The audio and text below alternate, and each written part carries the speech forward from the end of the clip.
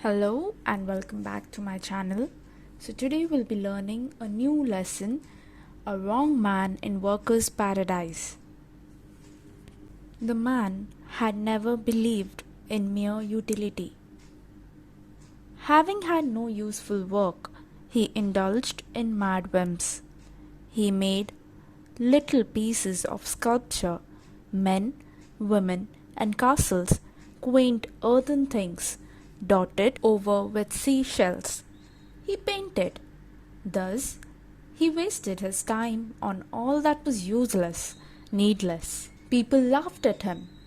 At times, he vowed to shake off his whims, but they lingered in his mind. Some boys seldom ply their books and yet pass their test. A similar thing happened to this man. He spent his earth life in useless work, and yet after his death, the gates of heaven opened wide for him. But the moving finger writes even in heaven. So it came to pass that the aerial messenger who took charge of the man made a mistake and found him a place in workers' paradise. In this paradise, you find everything except leisure.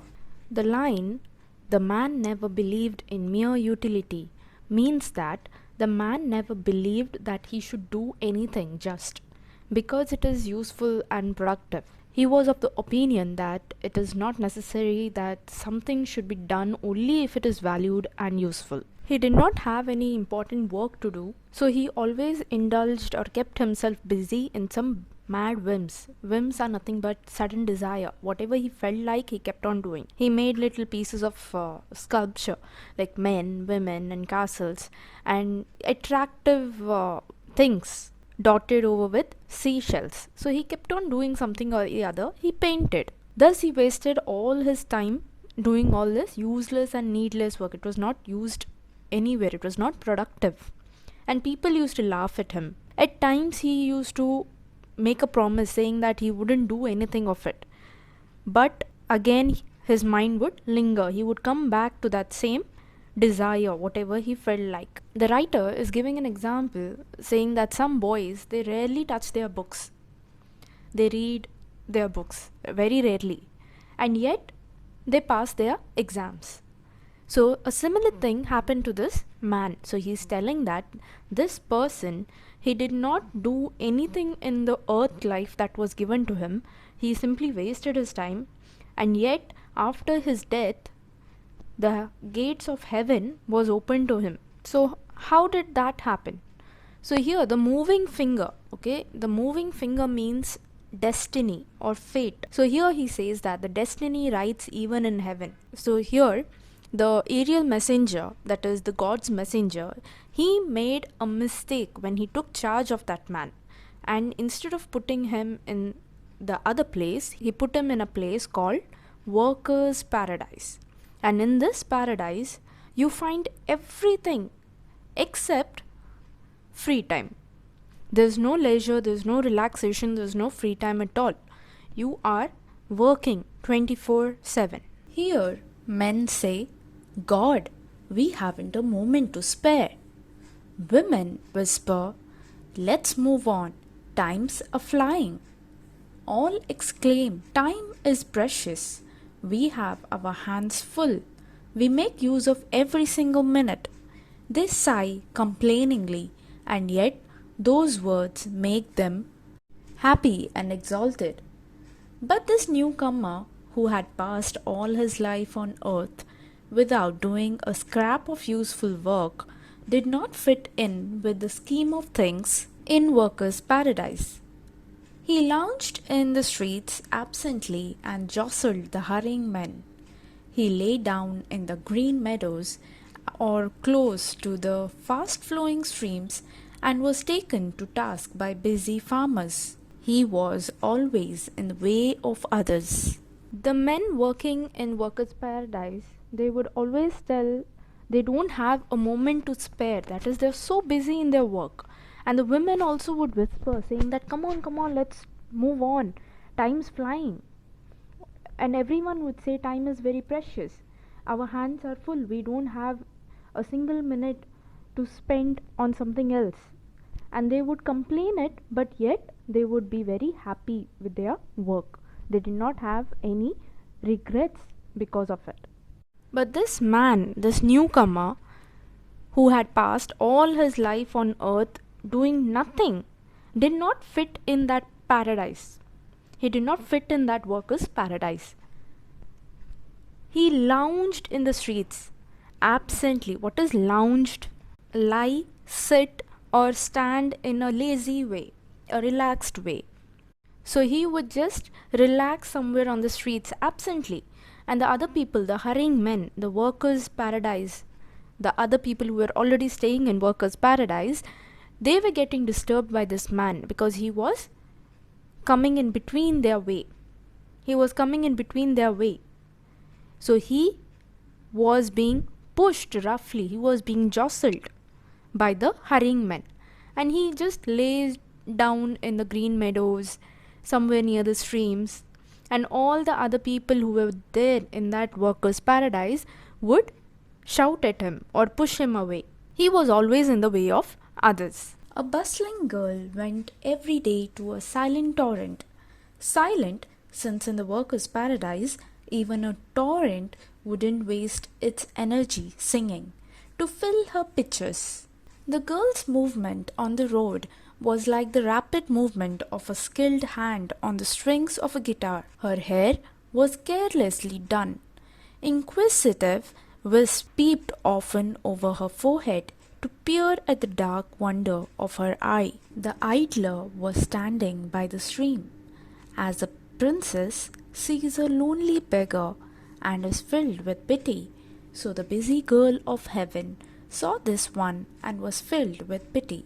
So one day, a bustling girl, that is, a girl who was moving in a very hurried manner, she went every day to a silent torrent. Now, torrent is nothing but a stream.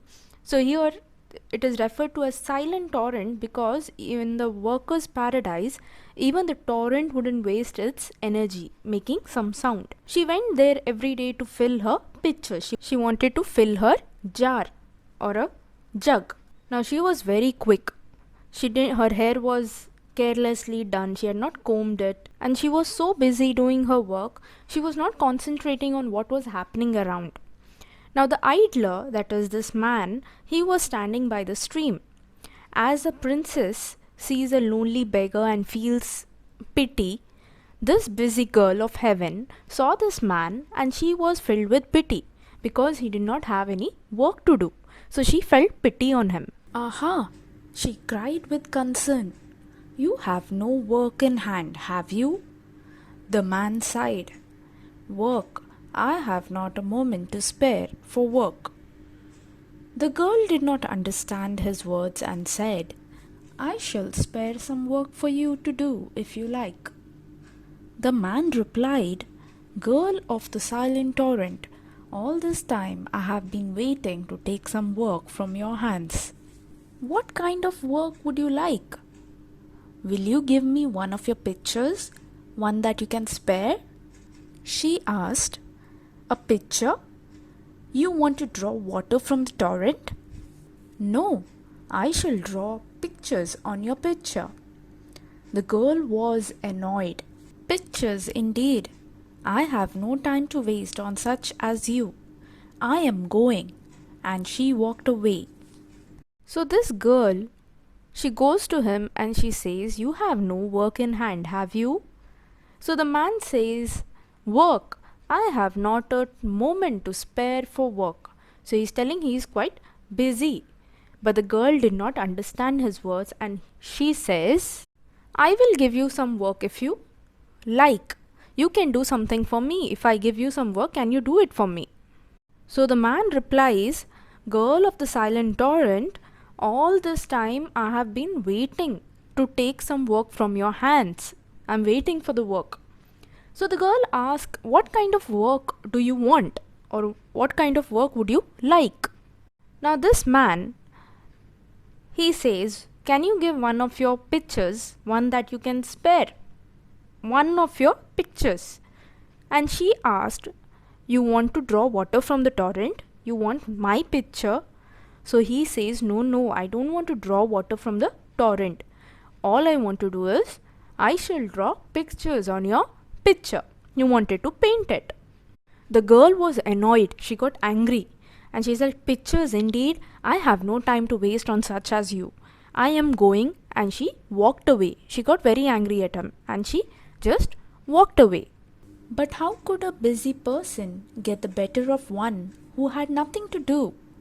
Every day they met, and every day he said to her, "Girl of the silent torrent, give me one of your clay pictures.